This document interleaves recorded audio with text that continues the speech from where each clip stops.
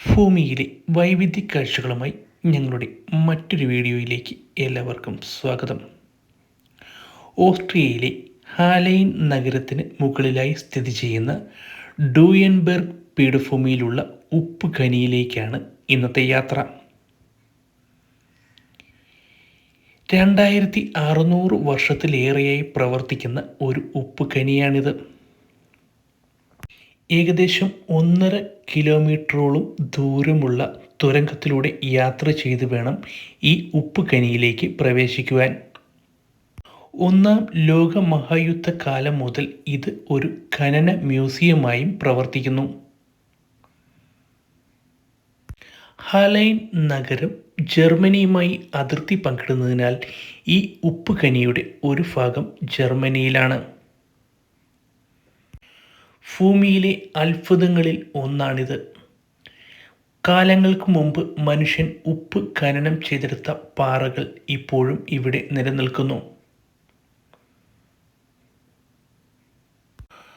പുറത്തുനിന്നും ശുദ്ധജലം എത്തിച്ച് ശുദ്ധീകരിച്ച് ടണലുകളിൽ കൂടിയാണ് ഉപ്പ് ഇവിടെ നിന്നും പുറത്തെടുക്കുന്നത്.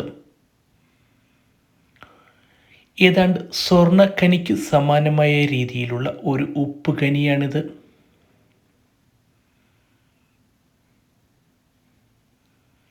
ഇതിലെ ഓരോ തുരങ്കങ്ങൾക്കും ഓരോ കഥകൾ പറയാനുണ്ടാവും.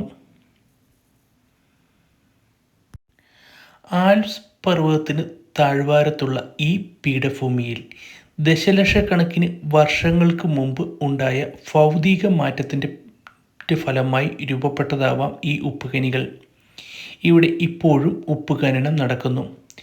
ഇപ്പോഴും ഉപ്പ് ഖനനം നടക്കുന്ന പാറകളാണിത്.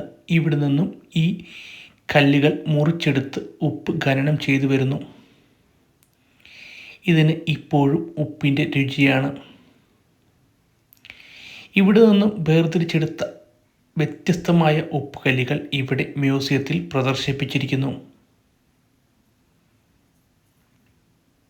നമ്മൾ സന്ദർശിക്കുമ്പോൾ തന്നെ തരിതരിയായി ഉപ്പ് അടർന്നു വരുന്നത് നമുക്ക് കാണുവാൻ കഴിയും. ശുദ്ധീകരിച്ച ഉപ്പ് ഇവിടെ ലഭ്യമാണ്. വർഷങ്ങൾക്ക് മുമ്പ് ഖനനം ചെയ്തിരുന്ന ആയുധങ്ങളും ഒക്കെ ഇവിടെ പ്രദർശിപ്പിച്ചിരിക്കുന്നു. ഉപ്പിൻ്റെ വൈവിധ്യ ലോകമാണ് ഇത്. അതെ, ശരിക്കും ഉപ്പ് ഒരു വിസ്മയമാണ്. ഈ കല്ലുകളിൽ നിന്നും ഉപ്പ് വേർതിരിച്ചെടുക്കുന്നത് എങ്ങനെയെന്നാണ് ഈ വീഡിയോ നിങ്ങൾക്ക് കാണിച്ചു തരുന്നത്. ഭൂമിയിൽ ഇത്തരത്തിലുള്ള 7ഓളം ഉപ്പ് ഖനികളുണ്ട്. വ്യത്യസ്തതയാർന്ന മറ്റൊരു കാഴ്ചയുമായി നമുക്ക് വീണ്ടും കാണാം. ബായ്.